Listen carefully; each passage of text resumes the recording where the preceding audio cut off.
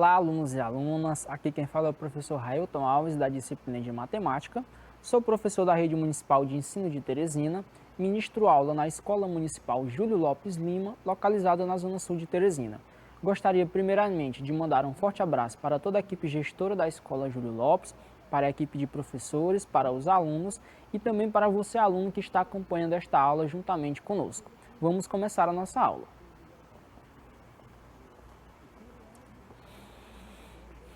Bem, esta aula é uma aula voltada para as turmas de 8º ano do ensino fundamental e o conteúdo que nós veremos na nossa aula de hoje é ângulos, classificações e características, ou seja, é uma continuação da nossa aula passada. Continuando.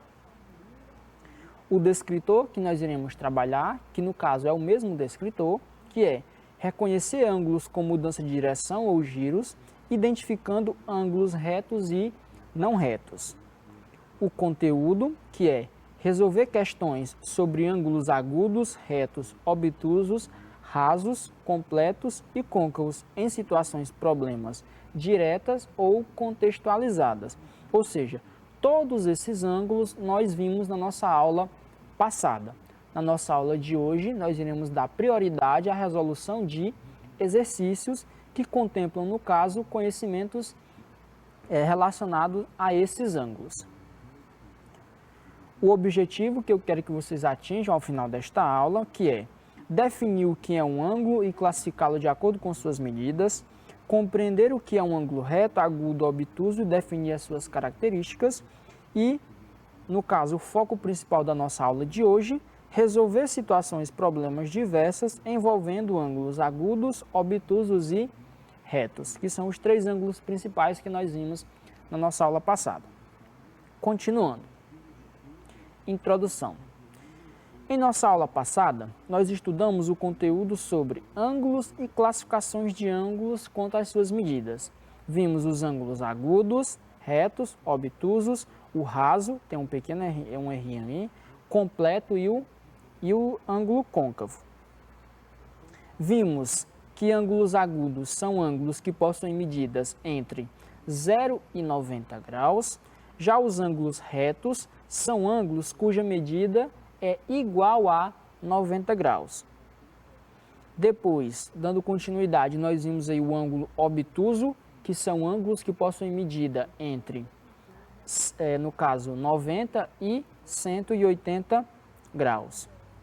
Vimos também o ângulo raso ou o ângulo nulo, que no caso aí é um ângulo de 0 grau ou 180 graus, também conhecido como ângulo de meia volta, já que representa aí metade do ângulo de 360, ou ângulo completo, que foi o outro ângulo que nós também vimos na nossa aula passada. Por último, nós vimos o ângulo côncavo, que recebe esse nome por sua forma um tanto quanto parecida a uma concha. Esse tipo de ângulo possui medida entre 180 graus e 360 graus. Ou seja, todas essas características e medidas de ângulos nós estudamos na nossa aula passada. Nós vimos aí as características de cada um, as suas representações geométricas e também nós vimos o processo de formação desses ângulos. Continuando. Todas essas classificações e tipos de ângulos são de fácil compreensão. Cabe agora a nós aplicarmos esses conhecimentos na resolução de exercícios para fixarmos as informações aprendidas. E é exatamente isso que nós faremos na nossa aula de hoje. Vamos lá. Bom, aqui nós temos o nosso primeiro exercício, exercício 1. Ele diz o seguinte: um navio pirata faz as seguintes mudanças de direção, como mostra a figura a seguir. Aí ele traz aí uma representação desse deslocamento desse navio.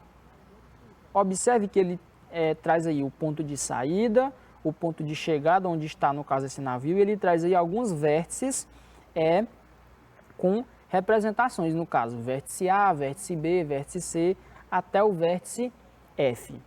E ele diz na questão o seguinte: as mudanças de direção que formam ângulos obtusos, note que ele está pedindo ângulos obtusos, nós já sabemos o que é um ângulo obtuso. estão representadas nos vértices. O que é que ele está pedindo? Ele quer que você identifique qual é ou quais são os vértices em que nós temos a presença de ângulos obtusos. Observe que é uma questão bem simples e bem tranquila, é apenas uma questão de análise. Vamos lá para a nossa solução. Solução. Sabemos que um ângulo obtuso é um ângulo que possui medida, no caso, maior que 90 graus e menor que 180 graus. Diante disso, podemos observar a imagem e classificar os ângulos em questão e, posteriormente, determinar quais são os vértices que apresentam, no caso, os ângulos obtusos. Ou seja, nós iremos classificar cada um daqueles ângulos e identificar quais são os vértices que apresentam ângulos obtusos. Continuando. Você tem aí a imagem e nós vamos agora classificar cada um desses ângulos. Observe aí esse ângulo A, que ele é um ângulo um tanto quanto pequeno. Nesse caso, ele é na verdade um ângulo agudo, pois ele possui uma medida menor que 90 graus, ou seja, maior que 0 e menor que 90. Como que eu sei disso?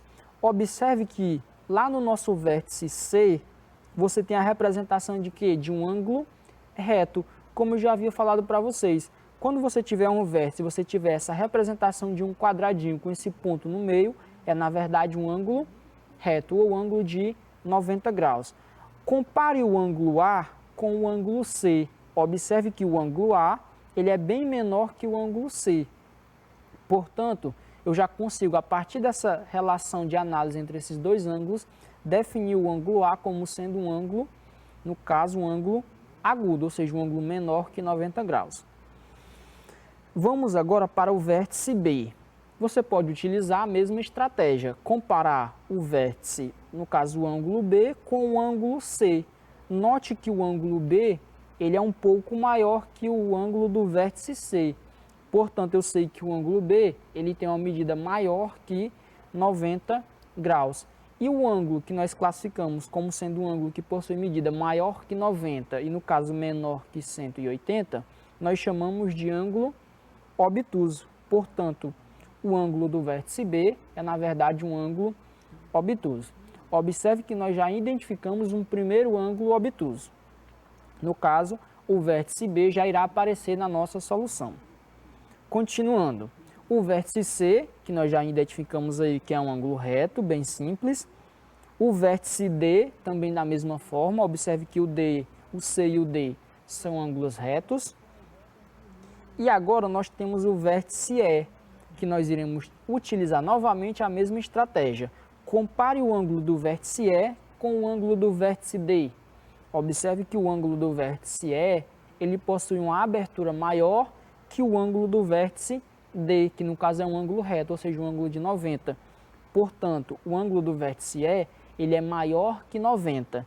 Portanto, ele aí também, no caso, um ângulo obtuso. Observe que ele não chega até o ponto de, no caso, se tornar um ângulo raso.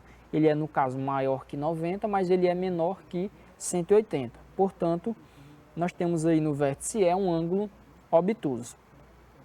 E também, da mesma forma, note que o ângulo do vértice F, ele é quase idêntico ao ângulo do vértice E, através da representação que nós temos aí na imagem.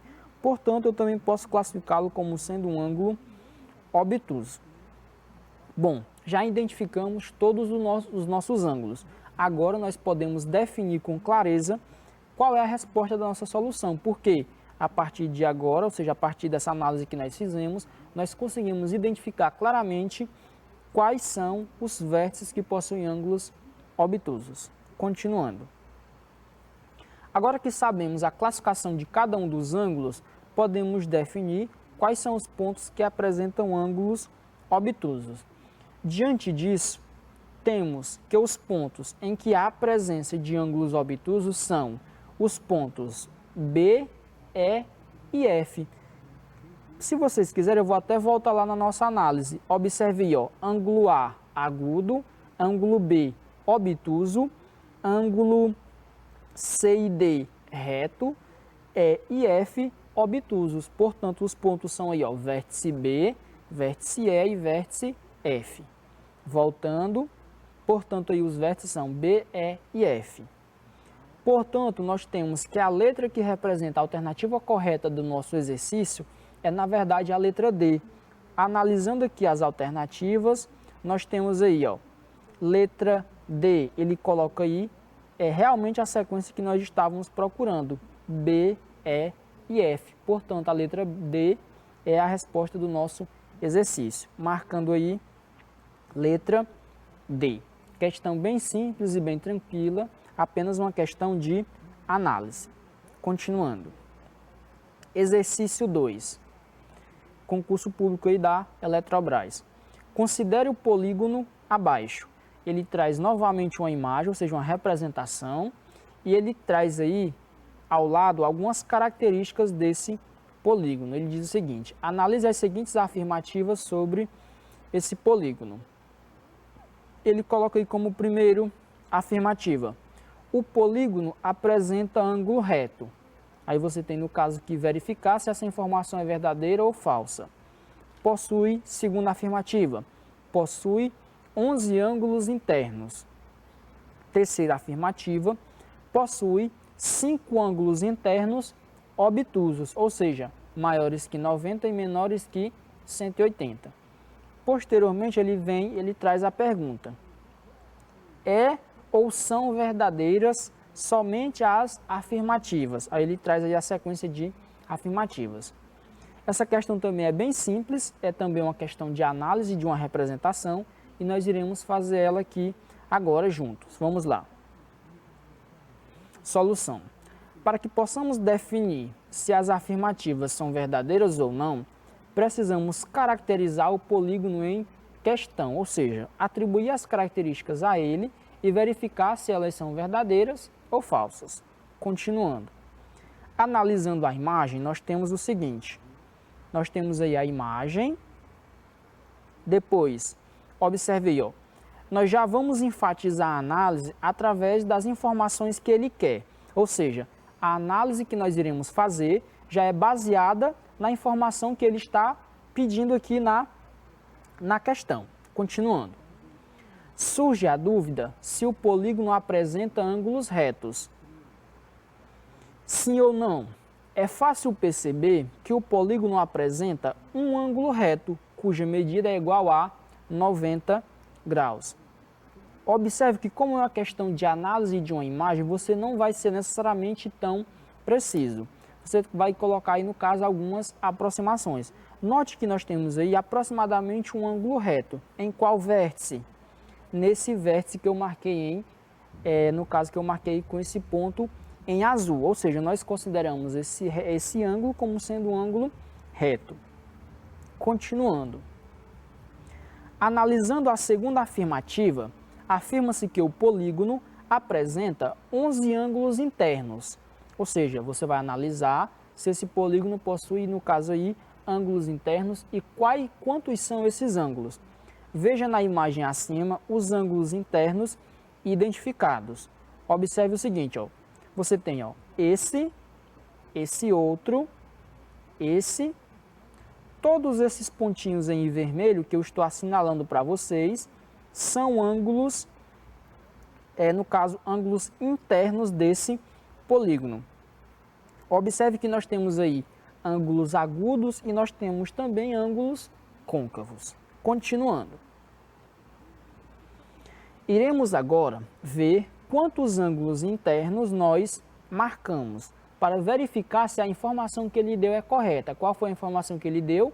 Que o polígono apresenta 11 ângulos internos. Nós já identificamos esses ângulos e agora nós iremos ver se a quantidade está correta. Então você tem aí, ó, novamente a imagem e novamente os ângulos internos assinalados. Se você fizer a conta, você consegue perceber que aí nós temos no total 11 pontinhos em vermelho, ou seja, 11 ângulos internos.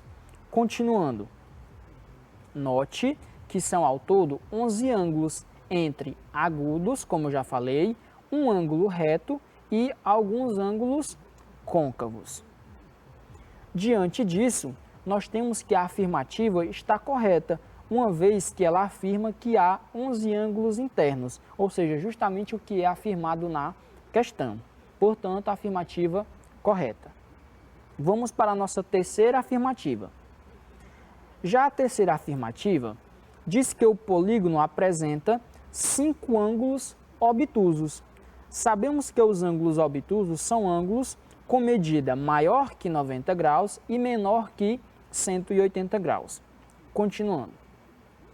É fácil perceber que a afirmação está errada, pois no polígono em questão nós não temos ângulos internos obtusos, e sim ângulos retos, que nós temos um caso, ângulos agudos, que são aí alguns casos, e nós temos também ângulos côncavos, que também aí são 5 ou 6 casos. Portanto, nós não temos ângulos obtusos, no caso, ângulos internos. Se você for analisar os ângulos externos, talvez ele possua, mas internamente não, apenas reto, agudo e côncavo. Portanto, essa afirmação está falsa, é uma afirmação errada. Diante disso, as únicas afirmativas corretas são, no caso, A1 e A2.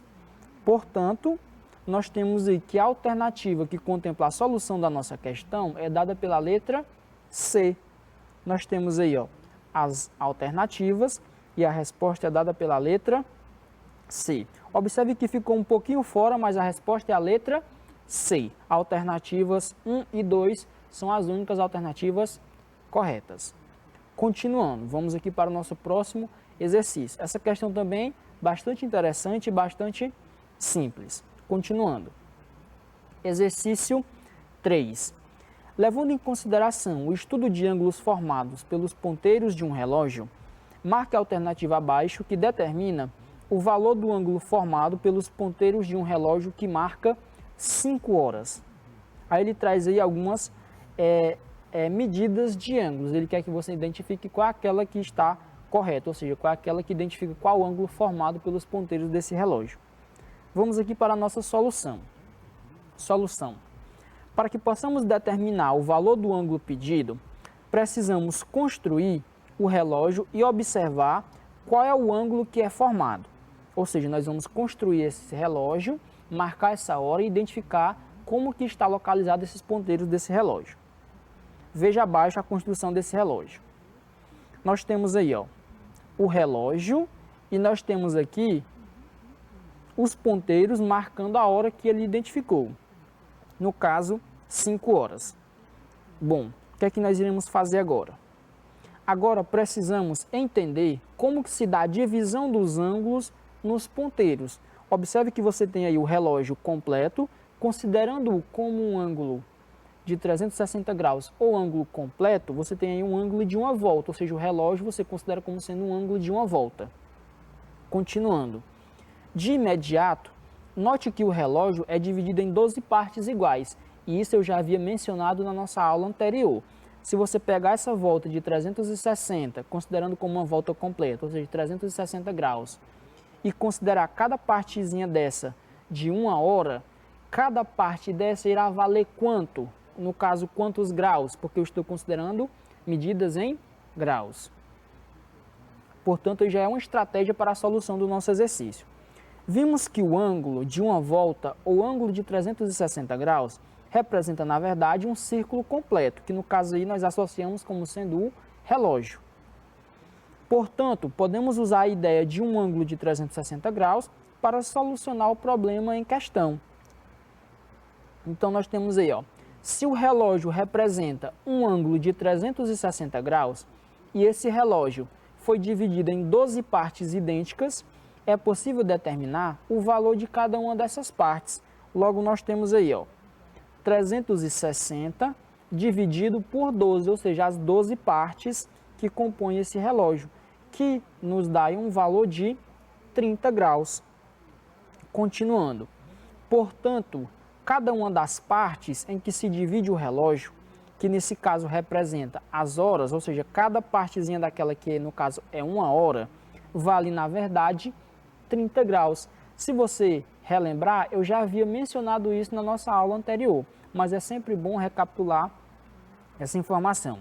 Com isso, já conseguimos determinar a nossa solução. Como assim? Como queremos o ângulo entre os ponteiros do 12 e do 5, que nesse caso marca as 5 horas, precisamos saber quantas partes de 30 graus cabem nesse intervalo, ou seja, quantos pedacinhos de 30 graus cabem nesse intervalo entre os ponteiros desse relógio, que marca nesse caso as 5 horas. Note que entre os ponteiros de 12 e 5 existe ao todo 5 partes de 30 graus.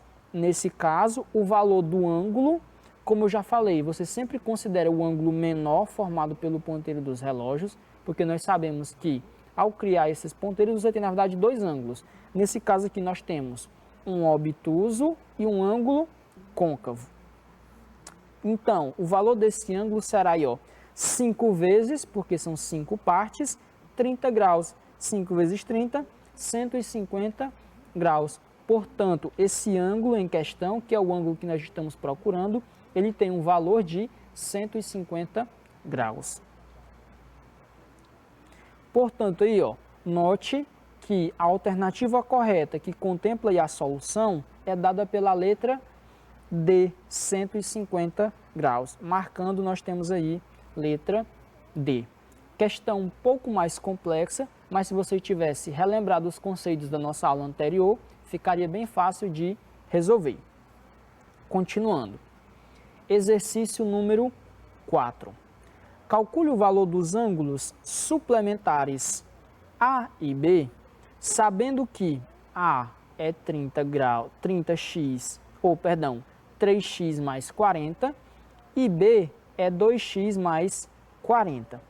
Posteriormente, marque a alternativa que contempla os tipos de ângulos encontrados no caso, respectivamente. Ou seja, qual é a característica do ângulo A e do ângulo B. Para isso, nós precisamos encontrar o valor desses ângulos para poder classificá-los. Como que nós vamos fazer isso? Observe o seguinte, solução. Já sabemos, através de estudos anteriores, o que são ângulos complementares, suplementares e até replementares. Não se assuste, eu irei aqui recapitular o que significa cada uma dessas nomenclaturas. Mas vale a pena recapitular o que significa cada uma dessas expressões, como eu já falei. Então, vamos lá. Nós temos aí, ângulos complementares são dois ângulos, lembrando que nós estamos falando da soma de dois ângulos, é sempre dois ângulos, não mais que dois, cuja soma de suas medidas é igual a 90 graus. Portanto, ângulos complementares, ângulos cuja soma é igual a 90 graus. Lembrando que são dois ângulos. Próximo. Já os ângulos suplementares são dois ângulos cuja soma de suas medidas é igual a 180 graus. Idêntico ao complementar, só que o valor é 180 graus. Ou seja, você soma dois ângulos, se o resultado da soma deles for igual a 180, eles são chamados suplementares. O próximo, nós temos aí os ângulos replementares, que são ângulos cuja soma de suas medidas é igual a 360 graus. Então, e quais são as medidas de referência? Complementar 90, suplementar 180 e replementar 360. Continuando. É dito que os ângulos A e B são suplementares, ou seja, a soma desses dois ângulos é igual a quanto? É igual a 180 graus. Portanto, a soma de suas medidas é igual a 180. Então, o que nós podemos fazer? Nós podemos utilizar a ideia de equação, criar essa equação e conseguir determinar o que? O valor do ângulo? Não, primeiramente você irá determinar o valor da incógnita. Lembre que ele colocou lá os ângulos em função de uma incógnita. Que incógnita foi essa? A incógnita x. Então, primeiro você determina o valor da incógnita x, depois você consegue determinar o valor de cada ângulo especificamente. Continuando. Então, você tem aqui, o ângulo A mais o ângulo B é igual a 180 graus. Então, a partir dessa equação, eu consigo identificar o valor da nossa variável. Como? Eu sei que o ângulo A ele vale 3x mais 40 e o ângulo B vale 2x mais 40. Então, substituindo essas duas expressões da nossa primeira equação, A mais B igual a 180, nós temos aí, ó, 3x mais 40 mais 2x mais 40 é igual a 180. Resolvendo aí esta equação, nós temos aí 3x mais 2x, 5x, 40 mais 40, 80. 5x mais 80 igual a 180. Resolvendo essa equação, passei o 80 para o segundo membro subtraindo, porque ele estava somando, utilizando aí o princípio aditivo. 5x igual a 100 graus. Utilizando-se agora do princípio multiplicativo, eu vou dividir ambos os membros dessa igualdade por 5. Portanto, eu encontro que o valor de x é 20 graus. Essa é a nossa resposta? Não, não é a nossa resposta. O que nós iremos fazer agora? Aplicar o valor de x em cada um dos ângulos e determinar agora o seu valor. Portanto, nós temos aí, ó, agora que sabemos o valor de x, podemos determinar o valor de A e B. Logo, nós temos o seguinte, o A é 3x mais 40, só que eu sei que o x vale 20 graus, então eu substituo na equação. Portanto, substituindo, nós temos aí, ó, o ângulo A, ele é 3 vezes 20 graus mais 40. 3 vezes 20, 60. Então, o ângulo A é 60 mais 40. Então, o valor do nosso ângulo A é 100 graus. Ângulo B, da mesma forma, substitui o valor de x. 2x mais 40, substitui o x por 20 graus, 2 vezes 20 mais 40. 2 vezes 20, 40. Portanto, o ângulo B é 40 graus mais 40 graus. Portanto, o ângulo B mede 80 graus. Note que se você somar o valor de A e B, você tem justamente o ângulo de 180 graus. No caso, 100 mais 80. Continuando. Logo, os valores de A e B são, respectivamente, A, 100 graus e B, 80 graus. Assim, os ângulos A e B são, respectivamente, o ângulo A obtuso e o ângulo B agudo. No caso, 100 graus maior que 90, obtuso, e o ângulo B agudo menor que 90, 80 graus. Diante disso, já é possível determinar a solução da nossa questão. A resposta é dada pela letra A, onde nós temos aí que ele afirma que a sequência correta é ângulo obtuso e ângulo agudo. Portanto, a resposta, letra A. Questão bem simples e bem tranquila. Quinto e último exercício. Dois ângulos são replementares. Sabendo que um é o dobro do outro, qual alternativa abaixo identifica a classificação do maior desses ângulos? Vamos agora aqui para a nossa solução. Ele traz a identificação de cada um desses ângulos e você vai identificar qual é o maior desses ângulos. Solução. Já sabemos o que são ângulos replementares. Replementares, soma igual a 360 graus. Agora basta saber como proceder para podermos resolver a questão. Note que não é dado na questão nenhum valor numérico, ou seja, a sua presença não é tão relevante. Observe que um dos ângulos é dado em função do outro. Nesse caso, tomaremos os ângulos como sendo os ângulos A e B, ou seja, ele não define o valor desses ângulos. Eu vou chamar um de A e o outro de B. Continuando. Iremos tomar o ângulo B como sendo 2A, porque ele disse que o ângulo B era o dobro do ângulo A. Portanto, o ângulo B é 2 vezes A.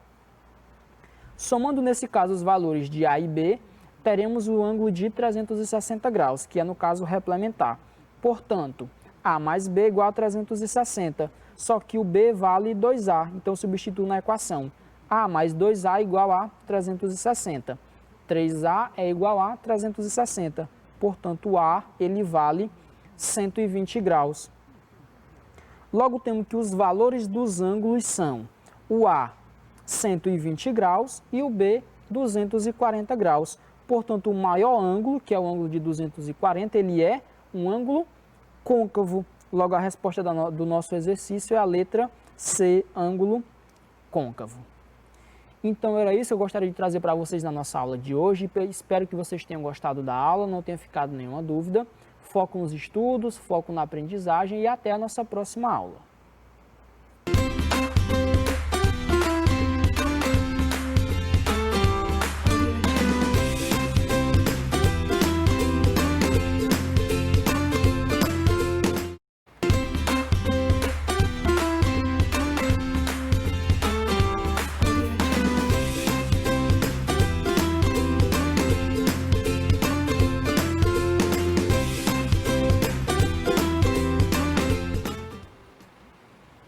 Olá, moçada do 8º ano! Como estão todos vocês? Olha que nós, mais uma vez, para a aula de português, tá certo? E claro, nós vamos dar continuidade a um gênero textual que a gente vem trabalhando esta semana, que é o gênero textual carta de leitor. E hoje, no aspecto linguístico, nós vamos tentar fazer com que vocês identifiquem, não é? E ao mesmo tempo de leitura, identifiquem aí a tese estabelecida por quem escreve a carta. Mas antes de começar a aula, eu queria resgatar alguns conhecimentos de mundo que vocês construíram ao longo da formação de vocês. Vocês sabem a diferença entre fato e opinião? Vocês sabem o que é um argumento? E aí, tese é sinônimo de opinião? São as mesmas coisas? Vocês já se fizeram essas perguntas? Então, o que é fato, o que é argumento, o que é opinião, o que é tese? Tudo isso nessa aula nós vamos tentar esclarecer, sendo que o foco é a identificação, a partir da tua leitura, onde está a tese presente no texto, nas cartas de leitores. E esse gênero é muito bom porque ele demonstra muito que a pessoa lê. Quem faz carta de leitor é porque acompanha, é assinante, lê algum jornal e alguma revista interessante. Tá certo? Vocês sabem que eu já tenho aqui dito um monte de revistas que vocês devem ter, ou pelo menos folhear uma vez na vida. Em especial Mundo Estranho, Recreio, super interessante. Procurem conhecer essas revistas, lá vocês vão encontrar temas polêmicos, curiosidades, ciência, que vai ajudar muito vocês a crescerem o conhecimento de vocês em determinadas áreas, em áreas de uma forma em geral. Vamos para a aula? Que a aula está super legal. Vem com a gente e vamos para essa viagem. Carta de leitor, identificar tese. O percurso da aula é de 30 minutos. Língua portuguesa. Carta de leitor é o gênero ao qual eu vou usar como suporte. O foco da aula é vocês adquirirem a habilidade de identificar a tese de um texto, tá bom? Eu vou usar aulas expositivas por meio de slide. Isso é super legal. E claro, nós ainda vamos ao mesmo tempo que está fazendo isso, vamos rever o conceito do gênero, carta de leitor. Vou tentar expor a diferença entre opinião e fato. Identificar a tese, tema, assunto em carta de leitor. Leitura e interpretação do gênero. E vou mostrar também um quadro muito legal de como você deve estruturar, caso você queira escrever uma carta de leitor, né? Vou mostrar para vocês a finalidade que as cartas têm, o público a que se destina, tá bom? Quem é o destinatário, enfim. Identificar o tema, assunto abordado em cada texto, identificar a opinião, tese, reconhecer a opinião em cada texto. Isso aí vai ser feito agora a partir da exposição dessa carta de leitor. Eu trouxe ela em forma de imagem, porque uma carta de leitor é direcionado, não é, no espaço da internet, virtualmente falando. Foi acessado aí no Mundo Educação UOL, não é? Ontem ainda. Eu acessei esse exemplo. A carta de leitor é um gênero textual argumentativo presente em diversos meios de comunicação. Então, é um conceito bem rápido, aí contemplando o percurso da aula que eu disse que nós íamos revisar esse conceito. Gênero textual argumentativo, presente em diversos meios de comunicação. que tem finalidade de sugerir, criticar, propor, tá bom? Se você quiser acrescentar aí na sua relembrança do que é esse gênero. Aí aqui nós temos, não é? To, do inglês é para. Essa carta foi escrita para esse site aí, esse e-mail aí. Espaço do Leitor é o e-mail disponibilizado pela revista mundoeducação.com. Interessante, né? Então, esse e-mail foi enviado para o Espaço do Leitor. E o assunto, subject, o assunto é matéria sobre o uso dos pronomes de tratamento. Olha aí, é até metalinguístico, não é essa carta de leitor aqui. Que é isso, filho, metalinguístico? Não, porque está usando um texto, algo do português, um gênero textual, para se debruçar sobre algo que é do próprio português. Nós chamamos isso de metalinguagem. Não esqueça. Prezado editor, lembra do vocativo, pessoal? Aqui não veio a datação, sem problema, ele não quis botar tipo Florianópolis, 11 de não sei de que, não quis. Teresina, Piauí, 12 de janeiro de 2021, não quis. Ele já foi logo prezado editor. Gostaria de parabenizar a matéria sobre a importância do uso dos pronomes de tratamento dentro das instituições públicas. Ah, que legal. A comunicação nesse tipo de local é extremamente formal. Ele já está argumentando. Ó. E requer de nós, servidores públicos, o conhecimento dessa ferramenta linguística.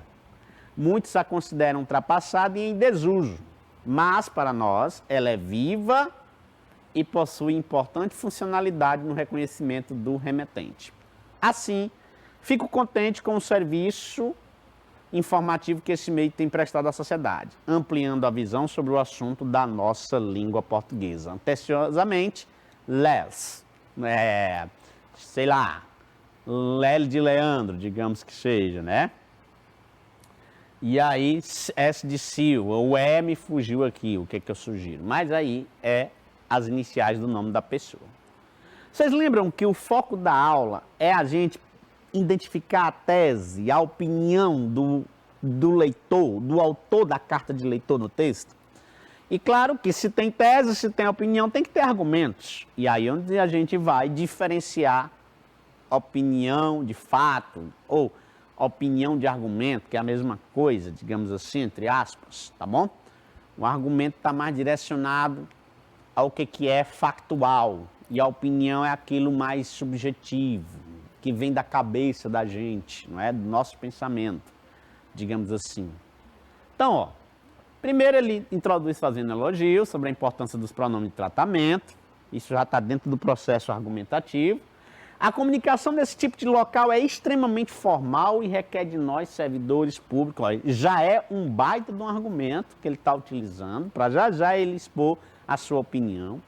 O conhecimento dessa ferramenta linguística. Muitos a consideram ultrapassada e em desuso, mas para nós ela é viva e possui importante funcionalidade no reconhecimento do remetente. Pronto, é onde está a opinião dela. Ela é viva e possui importante funcionalidade no reconhecimento do remetente. Assim fico contente, aí ela termina elogiando, né? Então vocês viram que a carta de leitor, ela é argumentativa, ela apresenta a opinião e argumento, não é? Ela tem uma tese estabelecida e defendida? Pois é, eis um gênero propriamente dito. É este quadro aqui que eu comentei com vocês, para que vocês possam ter as condições gerais de produção. Caso vocês queiram produzir uma carta de leitor, em que condições vocês vão fazer essa carta? Ó, locutor. O papel social de quem produz a carta. O locutor é você que vai fazer a carta, né? Então veja, leitores de jornais e revistas, ao mesmo tempo que tu produz a carta, tu é um leitor de jornal e de revista, porque a carta de leitor é oriundo dessa leitura primeira prévia que eu faço desses suportes. Interlocutor. Então, o papel social é para quem se produz a carta. O interlocutor é os editores das revistas, a própria empresa, a própria revista. Então, ele é um interlocutor. Então, locutor é você que escreve, interlocutor é a revista que recebe. Trocando isso em remetente e destinatário, quem seria o remetente? locutor. Quem seria o destinatário? O interlocutor. A própria revista, o jornal, por meio da figura do editor, o público, do leitor, de modo geral, também pode ser esse interlocutor. Finalidade, de um modo geral, a finalidade das cartas de leitor. O querer dizer, o que é que eu quero dizer? Quero criticar, quero sugerir, quero propor. A finalidade. E aí, tem de opinar, protestar, fiscalizar, criticar, não é? E se fosse do editor, manter um relacionamento constante e fiel com seus leitores, não tem essa finalidade também, não é? Do interlocutor para com a gente que escreve. Conteúdo, temático, o que dizer? Não se escreve a partir de tema nenhum, mas é motivado por um fato, por uma reportagem, por uma opinião, por algo que ele viu. Então, não há um tema específico. Suporte e circulação. Onde se faz isso? Para onde se manda isso? Para jornais e revistas impressas ou online, que oferecem uma seção reservada para o leitor. Então, toda revista ou jornal que se preze vai oferecer um espaço para os seus leitores. Isso é, de sobremaneira, muito importante. A circulação pode ocorrer em nível regional, nacional ou internacional, dependendo do veículo. Então, é um quadro muito legal. Se você quiser, eu posso depois mandar para vocês. Beleza, Rufino, como foco também eu aprender tema, assunto, opinião, argumento. Vamos comparar algumas opiniões? Vamos. As cartas de leitor a seguir partem de opiniões diferentes sobre o mesmo tema. Olha que interessante. A partir da leitura dessas cartas, vai ser possível identificar a tese de cada uma delas, o tema ou o assunto que está sendo tratado. Aí a gente já contempla aquele percurso da nossa aula, você identificar tema, assunto, tese, tá certo? Dentro de uma carta de leitor. Vamos lá. Texto 1. Goiânia, 8 de fevereiro de 2018. Caro editor, gostaria de parabenizar os responsáveis pela reportagem sobre a região Centro-Oeste. Então, já a introdução, né? Ele faz uma espécie de parabenização, ele faz uma espécie de elogio. Especialmente o destaque feito a Goiânia, capital onde nasci e vivo até hoje. Então, esse leitor, o JS, ele não é besta, ele já elogiou, porque certamente a revista a qual tem esse editor-chefe a que ele se dirige como vocativo, deve ter escrevido alguma coisa que ele gostou, né? Os aspectos sociais e culturais presentes na cidade foram brilhantemente descritos. Olha aí onde está a tese dele, né? A opinião dele acerca dessa matéria, dessa reportagem sobre essa região Centro-Oeste, em especial Goiânia, né? Onde fica ali Brasília, por ali, né?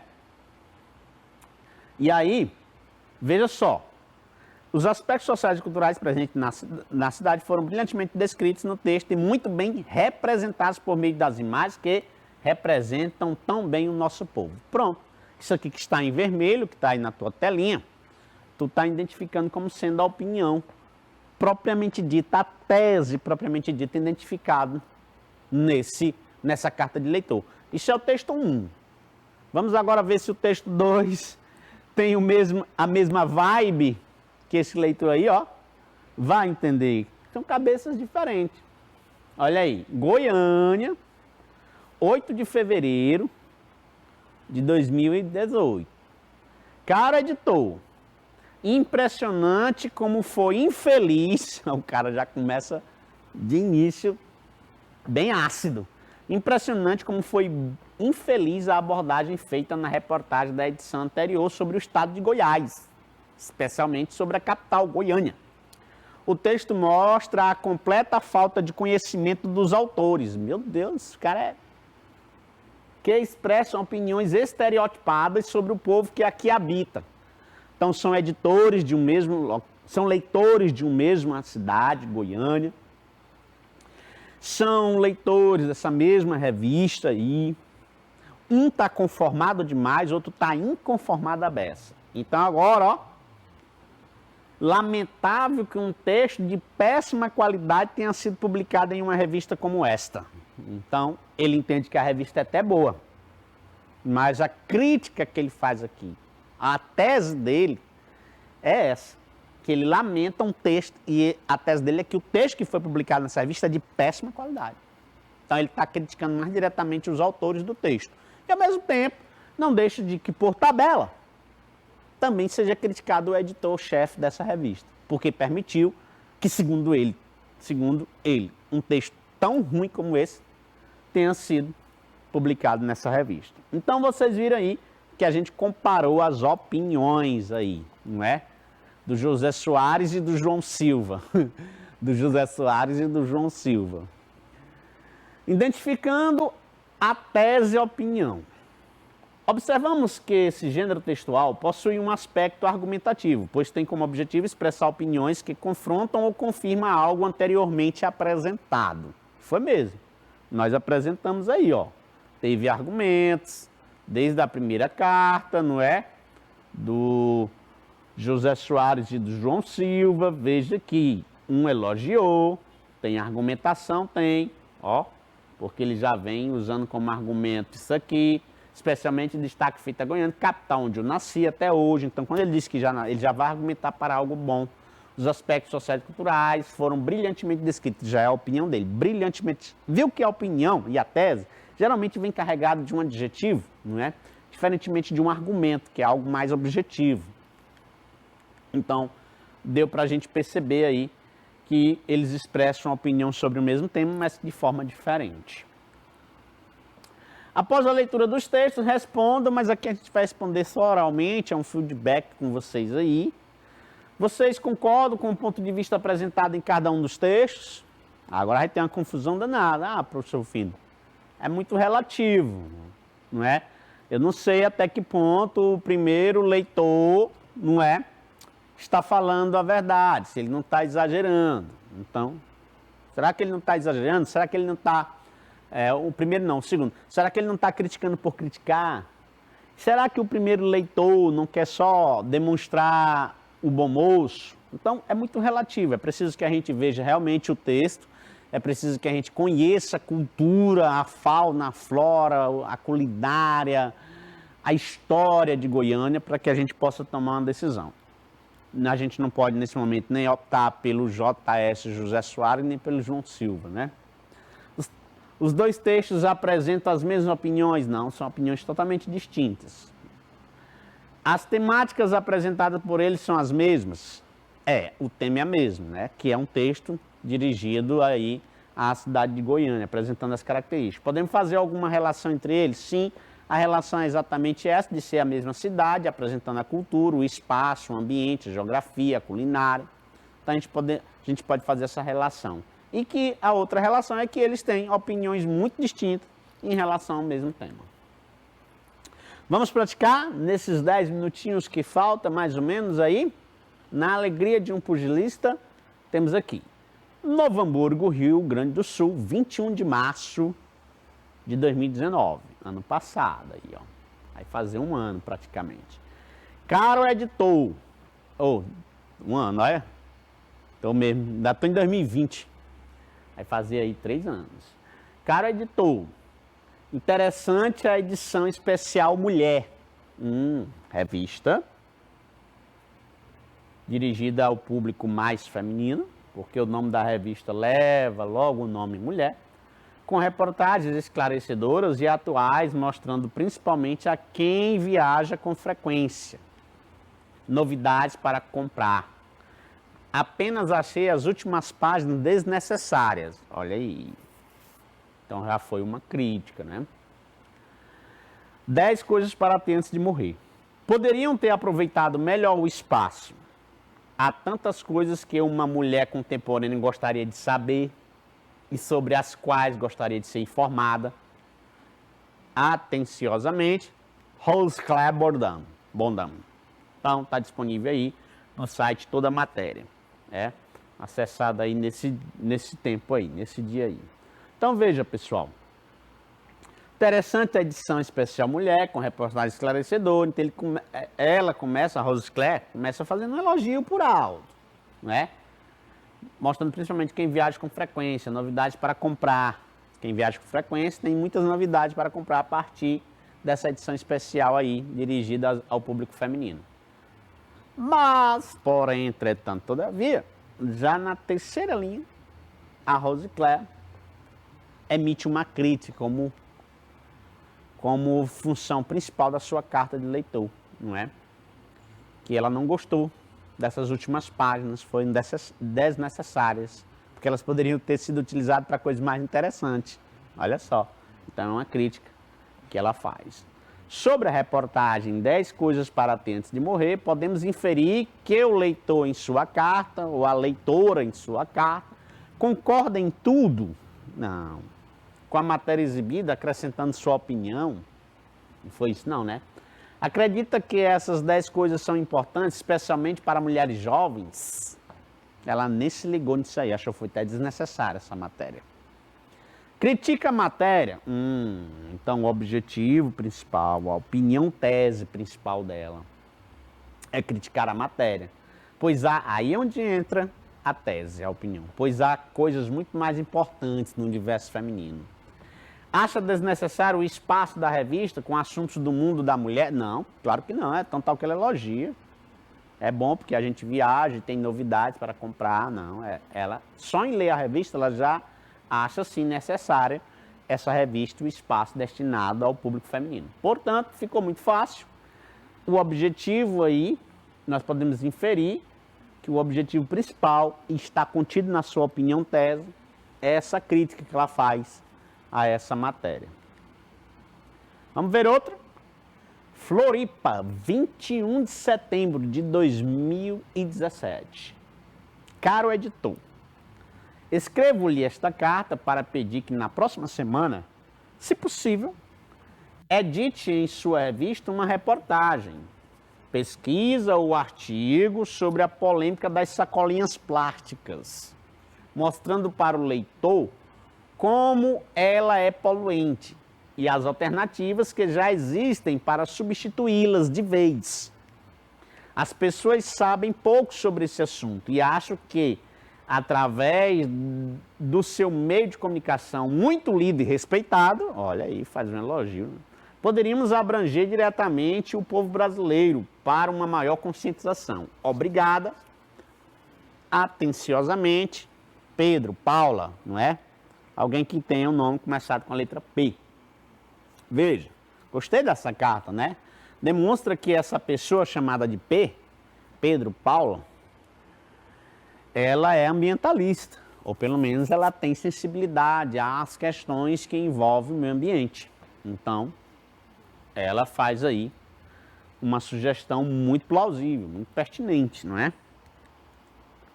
Pela leitura do texto acima, pode-se inferir que a tese a ser defendida pelo autor, pela autora da carta, é a de quê?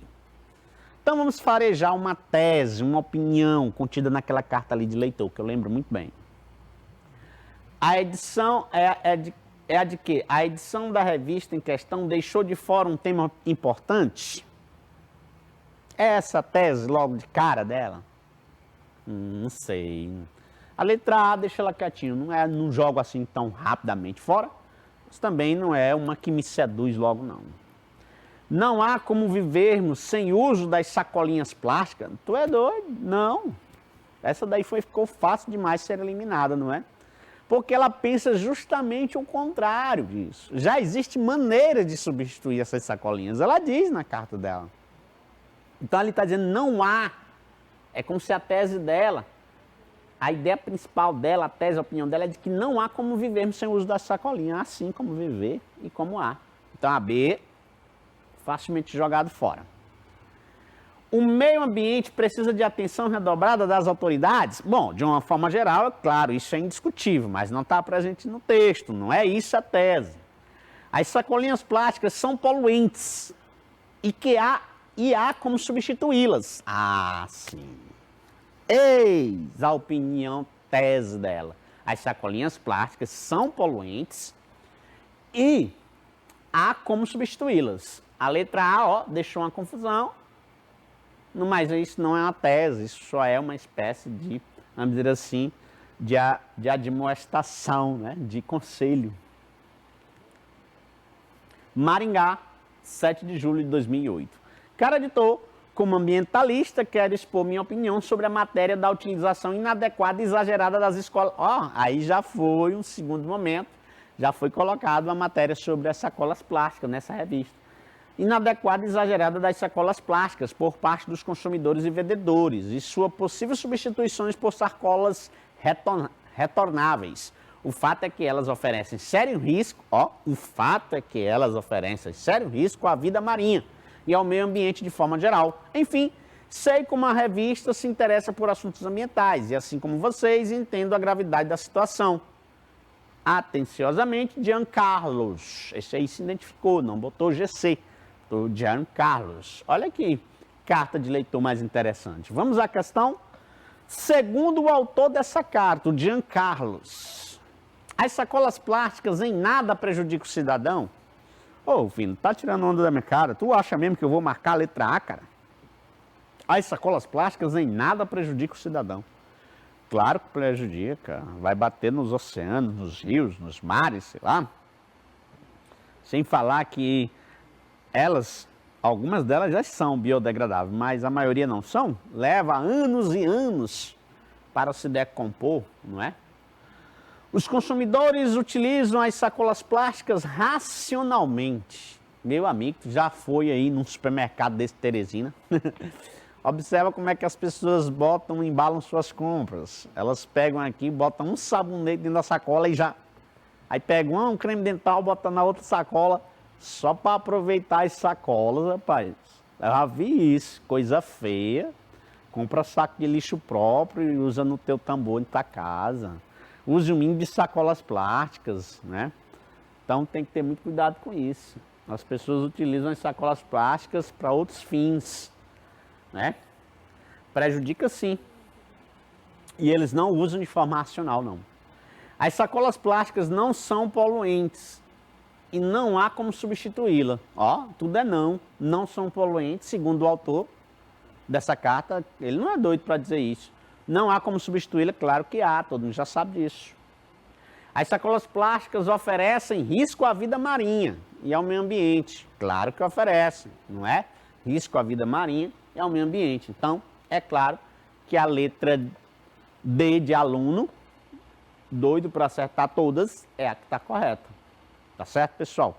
Espero que vocês tenham curtido um pouco do que é identificar tese dentro de um texto. Claro, vocês identificam a tese em textos de origem do universo argumentativo, que é o mais natural. Não vá pensar que é fácil identificar a tese, digamos assim, numa poesia. Não. É interessante que você identifique sua opinião, a tese, em textos argumentativos. Mas é claro que em todo e qualquer texto é possível, sim, a gente separar o que é mais subjetivo do autor e o que é mais objetivo do autor. E eu termino essa aula nesse recado. Aquilo que é mais subjetivo do autor, da sua impressão pessoal, está mais próximo do que é a opinião tese.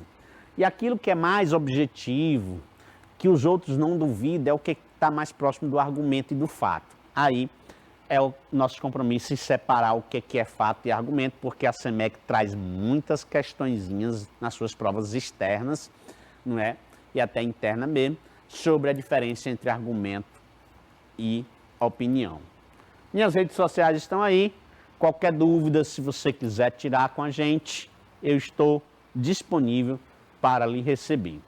Quero desejar um final de ano letivo 2020, agora no final do mês de janeiro, com muita parcimônia, com muita paz e harmonia no coração de vocês, tá certo?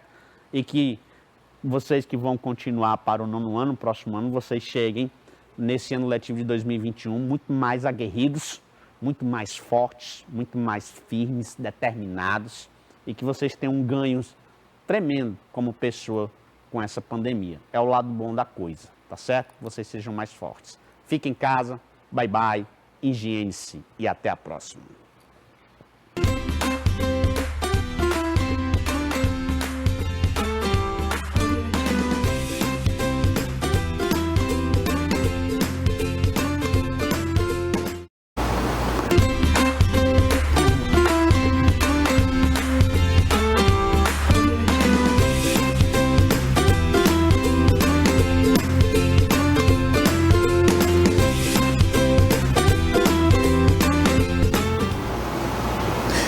Olá, gente bonita, tudo bem? Eu sou o Reginaldo, professor de Geografia. Eu quero deixar aqui meu abraço para você que continua nos acompanhando e um abraço especial para meus colegas de profissão e alunos lá da Escola Delmira Coelho Machado, Buenos Aires, e também para o pessoal lá da Escola São Sebastião, ali no finalzinho da Horta Comunitária do Disseu. Um abraço especial para vocês também, ok? Vamos ver o que a gente tem para hoje. Vamos lá, pegue seu livro, pegue seu caderno, faça as anotações que forem necessárias aí. E tá aqui meio apagado, mas dá para fazer a leitura. América, população e economia. Capítulo 7, continente americano, população e economia. Né? Vamos começar aqui sobre população americana. A gente sabe que o continente tem 35 países, nós temos uma diversidade populacional muito grande, certo? Vamos ver o que tem aqui para iniciar. Tem aqui densidade demográfica, que é a população por quilômetro quadrado. Eu vou ler aqui o quadro e depois a gente vai para a interpretação do mapa. A ocupação populacional do continente é irregular. Tente ver isso no mapa. Ocupação irregular. Há vazios demográficos, mas existem áreas superpovoadas. Essa distribuição irregular é explicada por fatores históricos, por fatores econômicos e naturais. Vamos para o mapa aqui, ó. Eu vejo aqui, cadê o mouse? Tá aqui, ó. Essa parte aqui norte, o extremo norte aqui do continente americano, evidentemente aqui predomina o clima polar. Então eu tenho sim vazio demográfico. Quem vai morar no frio? Ele vai plantar o quê? Ele vai criar o quê? Então é difícil, até para encontrar água é complicado nessa parte aqui do continente. Então há esse vazio populacional. Eu tenho outro vazio, bem que vamos começar com as partes vazias, né? Eu tenho aqui nessa parte aqui norte da América do Sul, aqui evidentemente no Brasil, onde tem a floresta amazônica, onde tem floresta também, a gente sabe que não existe grandes ocupações, apenas as tribos indígenas, né? A natureza e tudo mais. Eu tenho aqui o sul da Argentina e do Chile, evidentemente o Chile aqui é da costa aqui do Pacífico, e aqui no sul da Argentina eu tenho aqui a Patagônia. Quem gosta de viajar aí pelo mundo, a Patagônia é muito bonito, você encontra o pinguim lá, viu? O pinguim é um animal típico da zona polar sul, do polo sul, e o urso polar você só encontra também aqui no polo norte, aqui na região polar do norte aqui. Interessante, né? E aí eu tenho essas áreas superpovoadas aqui, especialmente aqui essa costa litorânea aqui. Tanto aqui na América do Sul, como aqui na América do Norte, aqui Estados Unidos, aqui o México, aqui essas partes mais litorâneas são mais povoadas. Isso é explicado pela questão da colonização, um fator histórico, né, econômico. As principais atividades econômicas também aqui na América do Norte e na América do Sul também iniciaram nessa parte litorânea. Tanto aqui no Brasil, a atividade aqui começou com os portugueses, e foi cultivado a cana-de-açúcar, o café, a indústria também nasceu em São Paulo, aí bom, o povoamento está ligado a essa questão econômica aqui no Brasil. Mas eu tenho aqui também no México, aqui nessa parte da América Central, aqui onde tem os Andes, onde tinham os povos incas, né? Aqui no México eu tinha os astecas e os maias que ocupavam essa parte do continente. Então eu tenho fatores históricos, econômicos e naturais. Aqui o frio aqui, ó, impossibilita, é um fator natural que impossibilita o povoamento dessas áreas aqui. Beleza? Então se você for fazer uma interpretação da densidade demográfica no continente americano, se atente para esses pontos aqui que vai justificar esses vazios aqui e que também justificam essas áreas superpovoadas. Eu tenho aqui as ilhas aqui da América Central, eu tenho bem aqui a Flórida, veja que a Flórida nos Estados Unidos, quem vai para Miami fica bem aqui nessa pontinha aqui sul, aqui no extremo sul da Flórida, e é bem pertinho aqui da região do Caribe, beleza? Se tiver dinheiro e viajar e passear, é muito bom conhecer essas partes do planeta, especialmente aqui do continente americano. Você já está aprendendo aqui em geografia, então fica mais fácil.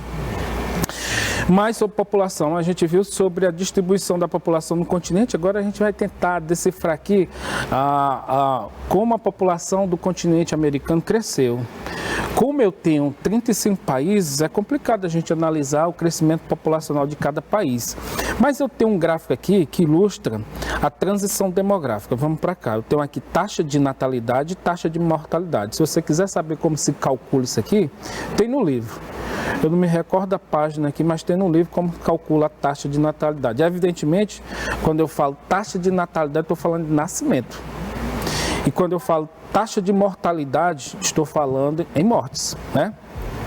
Então eu tenho essa fase 1 aqui, eu vou pegar aqui o exemplo Brasil. O Brasil ele passou por essas fases. Vamos tentar aqui interpretar o que esse gráfico da transição demográfica ilustra. Essa primeira fase aqui, primeira fase da transição, eu tenho aqui elevadas taxas de mortalidade e elevada taxa de natalidade. Se eu tenho as duas taxas elevadas, veja que o saldo aqui é bem pequeno. Então, o crescimento populacional foi pequeno. Você pode chamar de crescimento natural ou crescimento vegetativo. Veja que o saldo aqui é pequeno, porque eu tenho, tudo bem, eu tenho elevada taxa de natalidade, mas eu tenho elevada taxa de mortalidade, nasce muito e morre muito, então o saldo é pequeno. Mas aí, devido a algumas mudanças estruturais, especialmente mudanças econômicas, né? Um país pode passar por uma industrialização, uma urbanização, e aí o que vai acontecer? No Brasil, como eu estou falando do caso do Brasil, o Brasil ele passou por um processo de industrialização, teve início a partir da crise de 1929, especialmente a partir de 1930 a indústria começou a nascer no Brasil, e evidentemente elas foram instaladas nas cidades, especialmente São Paulo, e aí as pessoas migram do campo para a cidade. É o que vai acontecer nesse gráfico aqui, ó, a mortalidade vai cair. As pessoas vão morar na cidade, elas passam a ter acesso a saneamento básico, né? A hospitais, a vacina, a indústria também, ela ajuda muito na produção de vacina, enfim. Aí a mortalidade cai no Brasil. Então o Brasil chega a essa segunda fase aqui, ó, com baixa taxa de mortalidade. E a natalidade como é que fica? Lá em cima. Ela permanece. Ela só vai cair para essa terceira fase aqui, eu acredito que na década de 1960, a partir disso aí, quando surge a pílula anticoncepcional.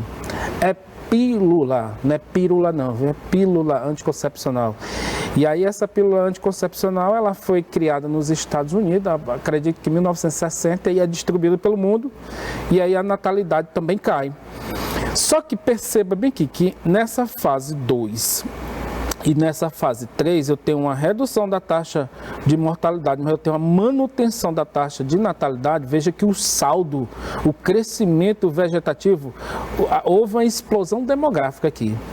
E, consequentemente, como eu estou falando de um processo de industrialização, você pode imaginar também que ocorrem muitas migrações, né, de outros países, muitos imigrantes chegam aqui, e vizinhos mesmo do Brasil vêm para o Brasil e a população brasileira acaba crescendo.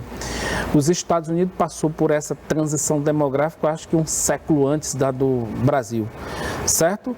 E uma situação mais atual, essa fase 4, representa aqui baixas taxas de mortalidade, né? As pessoas hoje, elas recebem muitas vacinas, as crianças quando nascem têm um leque de vacina que protege de muitas doenças foram erradicadas, né?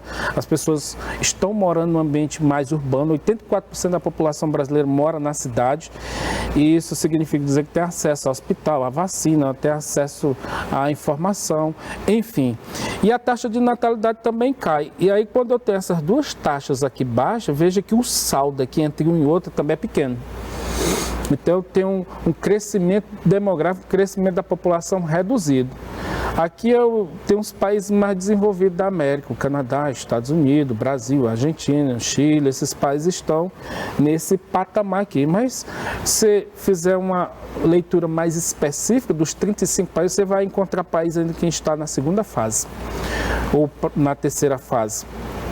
Você sabe, quando eu falo em taxa de natalidade, número de nascimento, ele tem reduzido muito no Brasil. Basta pegar a taxa de fecundidade, que é o número de filhos por mulher, caiu muito.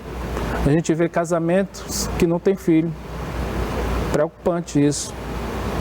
Na Europa, a taxa de natalidade, a taxa de fecundidade é tão reduzida que existem campanhas em alguns países europeus para ter filho.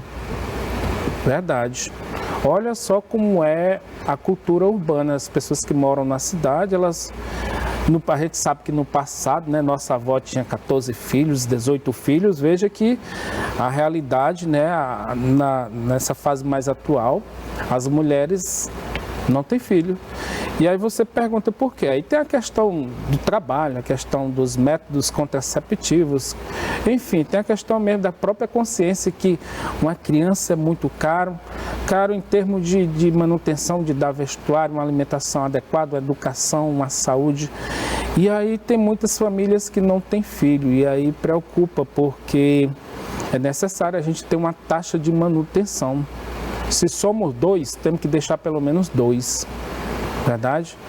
Essa questão da reforma da Previdência está ligada sim também a essa redução da fecundidade, que é o número de filhos por mulher. A gente vê casamento aí, e aí a mulher não tem filho e adota um cachorro. E o cachorro passa a desempenhar o papel de filho.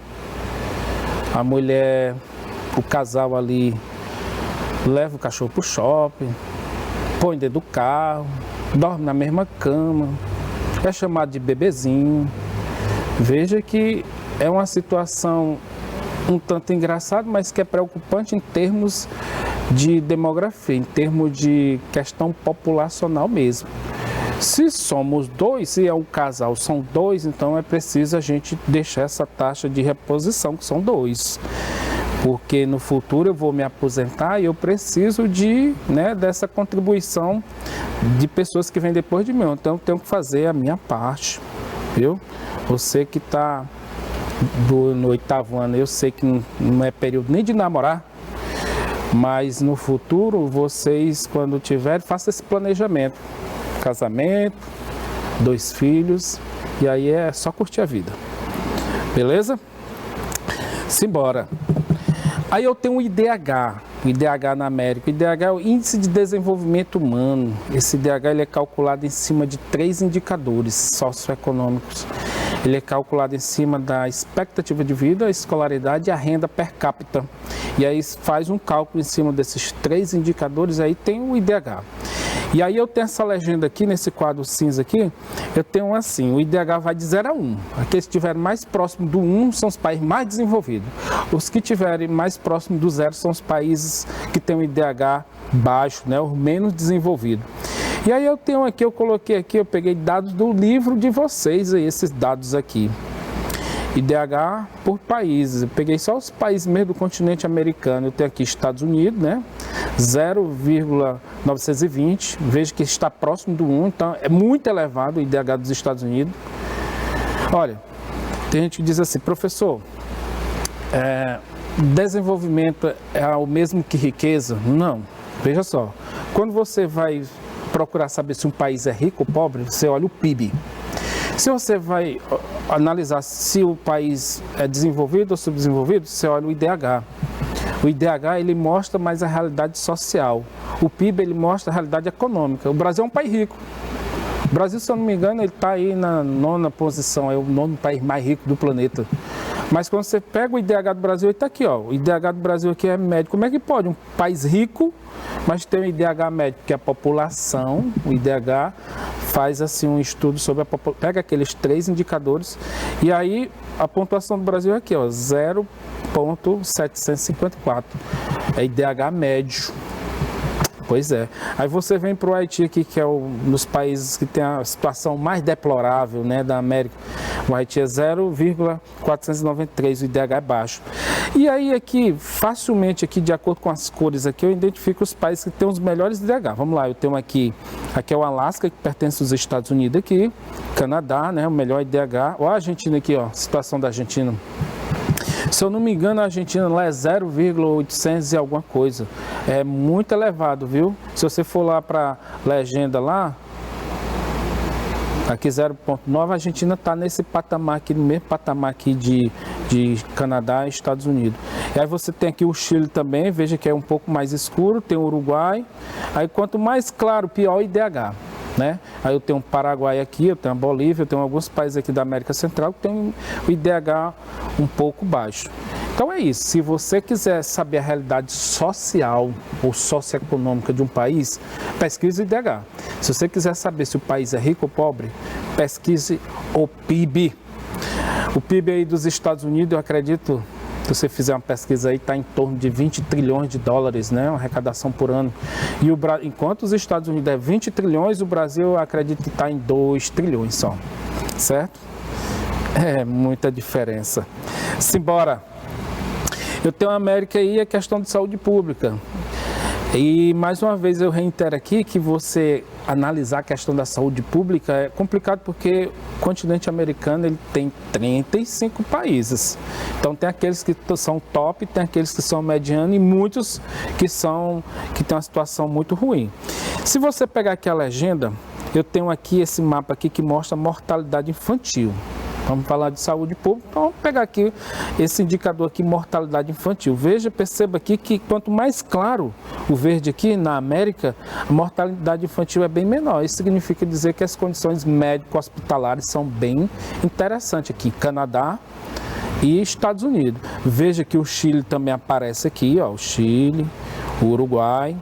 Aí eu venho para cá esse verde um pouco mais escuro aqui, a situação cai um pouquinho, o Brasil, né? Alguns países aqui da América Central, aqui, América do Sul. Aí quando eu vou para amarelo aqui e tal, marronzinho aqui, a situação é bem ruim. Veja, gente, ó, nós estamos estudando o continente americano, mas veja a situação da África, ó. Quando eu falo em saúde pública e chegar esse vermelho aqui, nossa, né? Então vamos ficar aqui no continente americano mesmo. Mais informações aqui sobre saúde pública na América.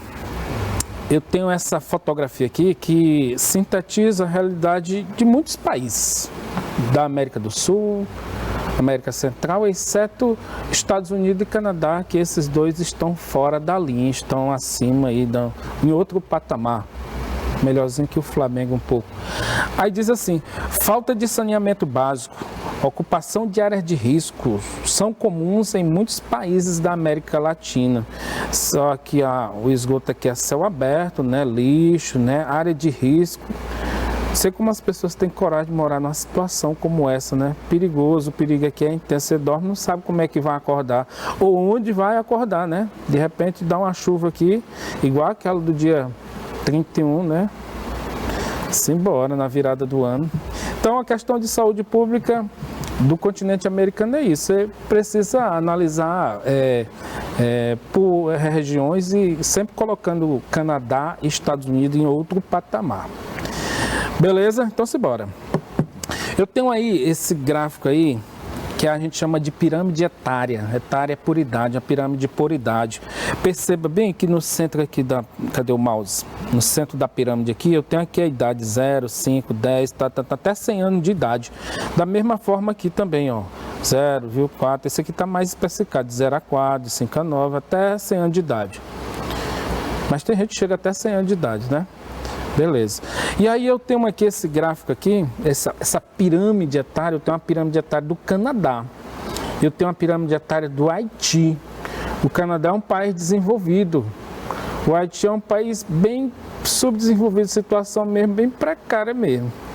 O Exército Brasileiro teve que ir lá uma época, eu acredito em 2011, lá fazer uma operação lá, porque a situação estava muito ruim.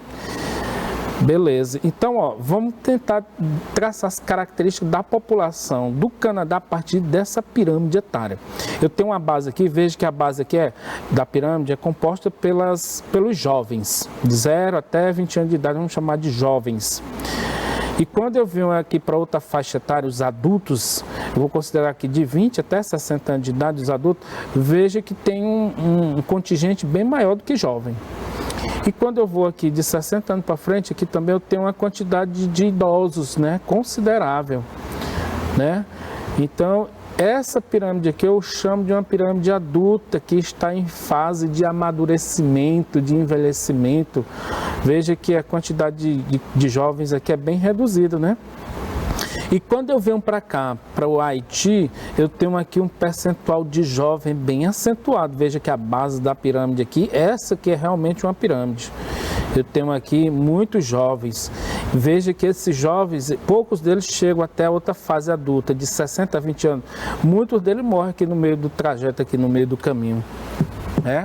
Acredito que aqui a taxa de natalidade aqui é elevada, mas a taxa de mortalidade aqui no Haiti também é muito alta, porque essa criança que nasceu bem aqui, ela tinha que chegar até a fase adulta. A pirâmide ia ser assim, da forma que o mouse está passando aqui. E aí o que acontece? Há uma mortalidade muito grande aqui, ó. Mortalidade muito grande da população no Haiti. Isso reflete as características socioeconômicas do país.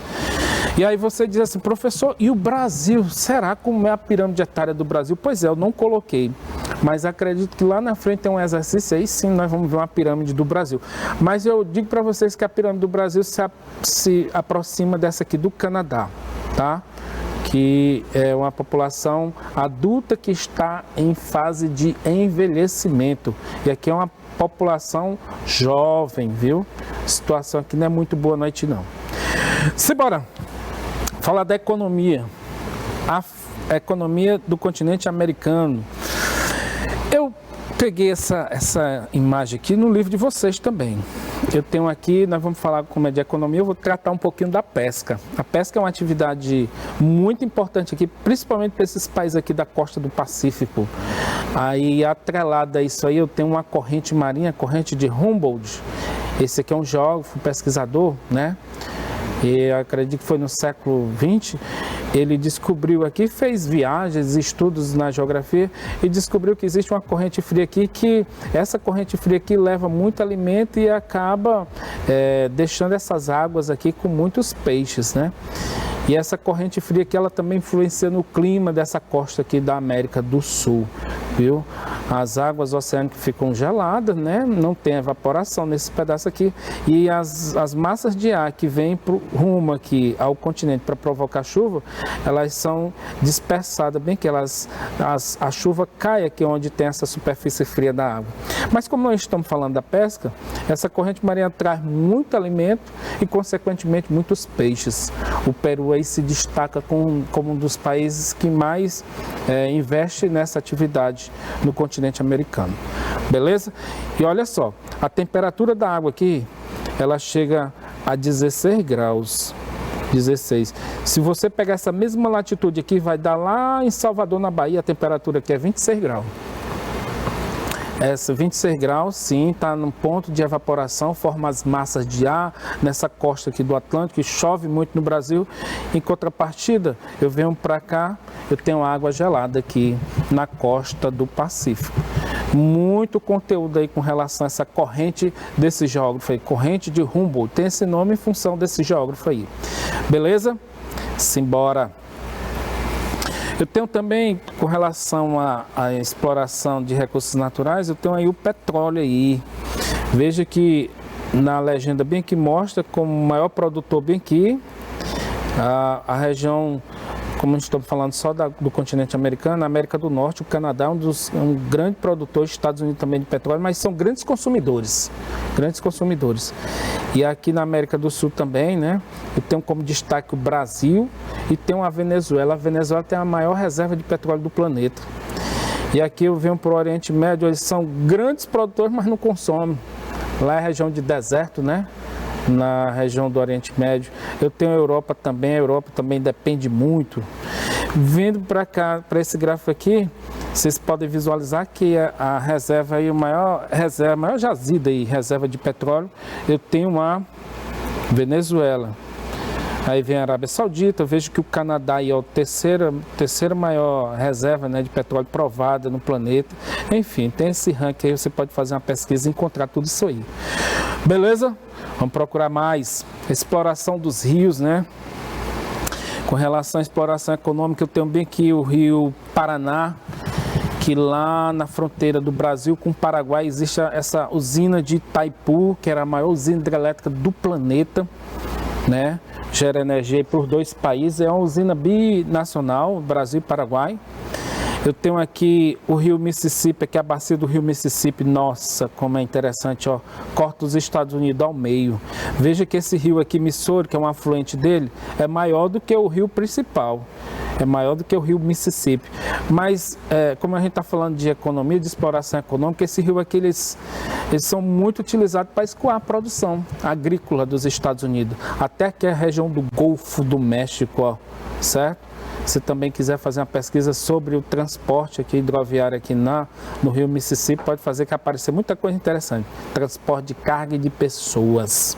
Sai até mais barato investir na navegação, viu? Do que investir no transporte rodoviário. O transporte rodoviário carrega pouca mercadoria e é muito caro. Só no Brasil mesmo. Eu tenho aqui a bacia do rio Amazonas, está aqui.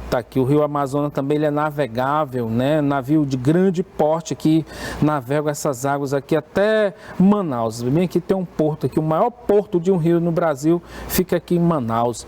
E os afluentes do rio Amazonas eles têm um potencial muito grande para gerar energia hidrelétrica, energia elétrica, por hidrelétricas, né? Por eles nascer especialmente aqui nesses planaltos aqui, no Planalto Brasileiro, no Planalto das Guianas e na Cordilheira dos Andes aqui. Então eles têm muita corredeira, os afluentes. Agora o rio Amazonas é um rio de planície que ele é navegável, navio de grande porte trafega por esse rio. Certo? E a agropecuária. Nos Estados Unidos eu tenho esse setor produtivo organizado em cinturões. Cada cozinha dessa aqui representa uma atividade agrícola, uma atividade na pecuária. Eles não misturam não, é bem organizado o solo dos Estados Unidos, é bem organizado. As produções são de forma especializada, cada local no seu quadrado. Eu vim para cá, para a América Latina, e tem mais. Aqui nos Estados Unidos tem um alto grau de mecanização, muita pesquisa no campo da agricultura e da pecuária, o espaço é organizado, acabei de falar, muito investimento. E muito da produção é para abastecer o mercado interno. Quando você vem para os demais países da América Latina, né, eu tenho assim, caracteriza por essa herança colonial. Grandes áreas monocultoras plantam um único produto e é normalmente voltado para a exportação. Planta café, soja, milho, laranja, banana, mais para abastecer o mercado externo. Alguns países utilizam tecnologia, mas a maioria deles, ó, eu coloquei aqui Brasil, Argentina, México e Chile, você pode encontrar uma paisagem como essa, sim, com muita tecnologia aplicada. Mas em outros locais é aquela agricultura tradicional. E com relação à atividade industrial, eu tenho aqui, sempre a gente coloca Estados Unidos e Canadá em outro patamar. Eu tenho a América Latina aqui, né? Eu tenho o Brasil e a Argentina que estão mais avançados, mas os demais têm uma industrialização limitada da América Latina. Quando eu vou para Estados Unidos e Canadá, eles possuem indústrias modernas, né? E centro de pesquisa, tecnopolos, né? Muitas indústrias dos Estados Unidos elas produzem a tecnologia e aí vão produzir os produtos, elas escolhem outros países que têm matéria-prima facilidade, mão de obra barata, enfim, procura essas facilidades, eles transferem tecnologia. Ok, beleza, olha só, ainda tinha questões aqui para a gente resolver, mas meu tempo está esgotado, certo? Nós vamos ficar por aqui. Pegue seu livro, faça a leitura, capítulo 7, reforce seu conhecimento. Por hoje é só. Um abraço para todos vocês.